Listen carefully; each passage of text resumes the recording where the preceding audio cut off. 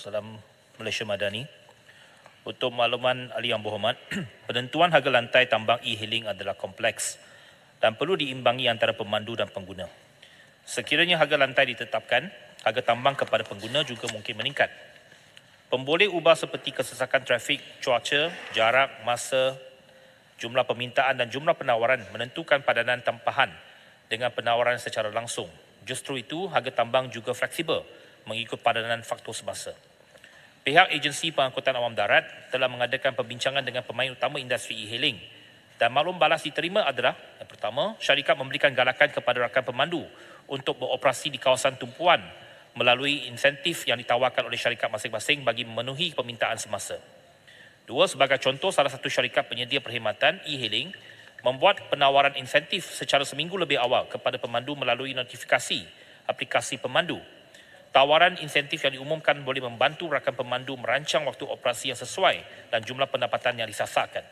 Sebagai kesimpulan, kerajaan masih belum berhasrat untuk mengawal selia tambang e-hailing buat masa kini. Sekian, terima kasih. Baik, saya jemput soal. Ya, terima kasih. Soalan tambahan saya.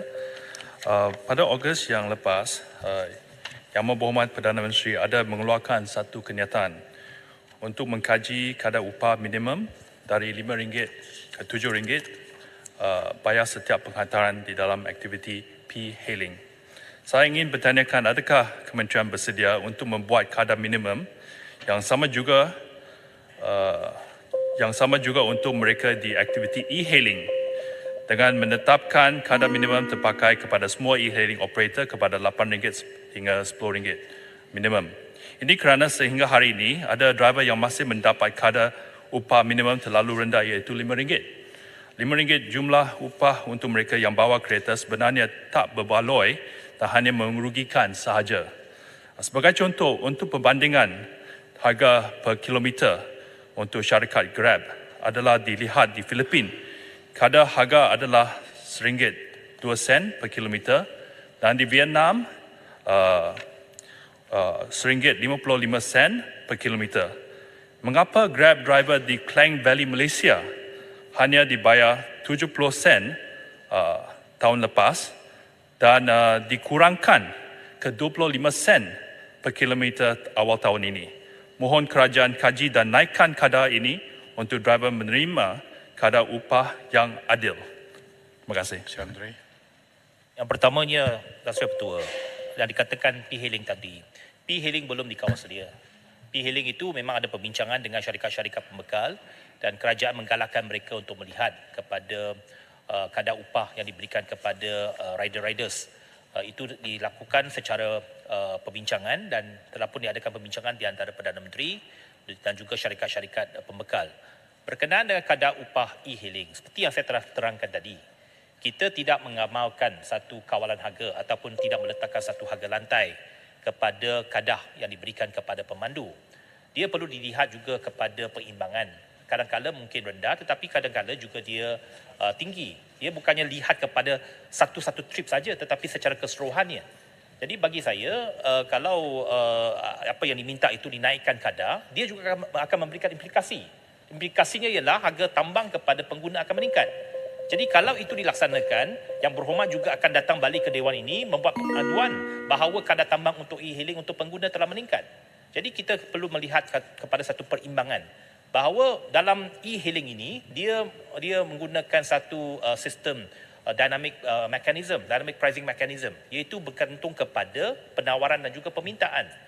Jadi kadang-kala mungkin kadar yang diberikan itu rendah, tetapi juga secara keseluruhannya mungkin dia berbaloi. Tetapi dari segi penawaran itu bergantung kepada pemandu.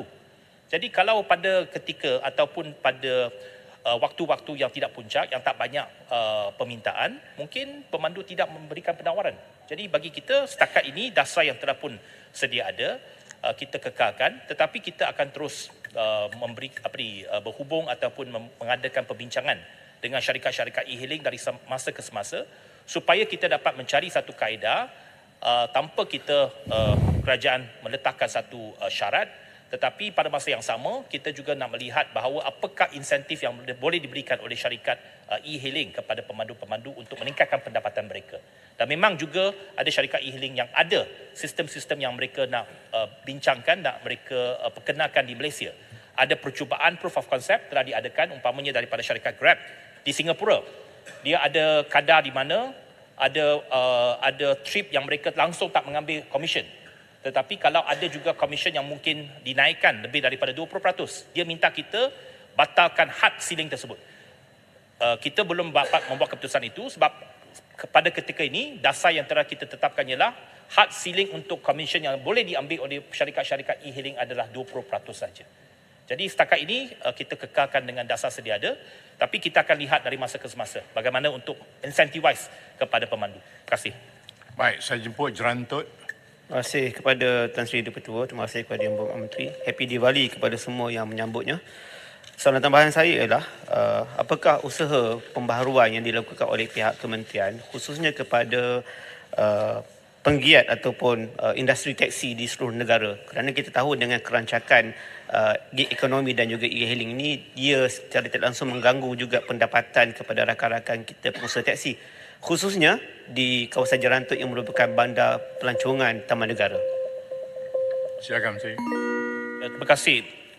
Yang pertamanya, kita juga menggalakkan penggiat-penggiat taksi ini untuk menggunakan sistem e-hailing juga. Dan itu sebabnya dari segi dasar e-hailing kita membenarkan pemilik-pemilik kenderaan persendirian untuk terlibat dalam sektor e-hailing ini. Begitu juga pemilik-pemilik taksi. Taksi juga boleh menggunakan sistem e-hailing. Jadi ia dibenarkan untuk dia beroperasi dalam dua sistem, iaitu secara straight hailing ataupun e-hailing. Jadi saya berharap bahawa Yang Berhormat juga dapat membantu, dapat membawa juga dan juga menggalakkan penggiat-penggiat taksi secara tradisional ini supaya dapat transition kepada penggunaan e-hailing. Kita mungkin tahu bahawa ada kekangan, ada pemandu-pemandu yang mungkin dah berumur, mereka tak biasa dengan penggunaan telefon bimbit pintar dan sebagainya. Perkara-perkara itu saya rasa kita boleh bantu. Bagaimana handhold mereka, bagaimana kita memberikan kursus kepada mereka, mengajar mereka supaya dapat transition kepada sistem e-hailing.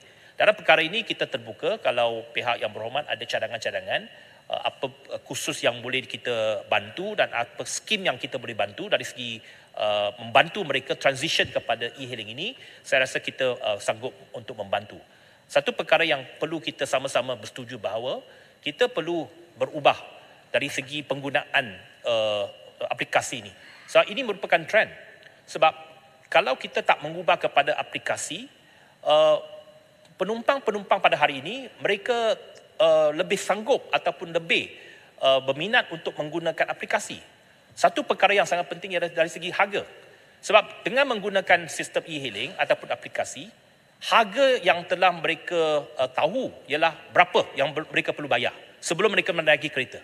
Berbanding dengan taksi terdahulu, kalau mereka pakai meter, dia tak tahu jumlah bayaran dia sehingga sampai ke destinasinya. Jadi perkara ini amat penting untuk penumpang. Jadi saya berharap Yang Berhormat dapat membantu sama-sama mencari kaedah untuk membantu pemandu-pemandu taksi tradisional ini supaya mereka juga boleh transition kepada sistem e-hailing. Terima kasih. Baik, saya jemput Tuan Syed Saddiq bin Syed Abdul Rahman Muar. Terima kasih Tuan Yang Di-Pertua. Soalan saya, soalan nombor 4. Sila Menteri.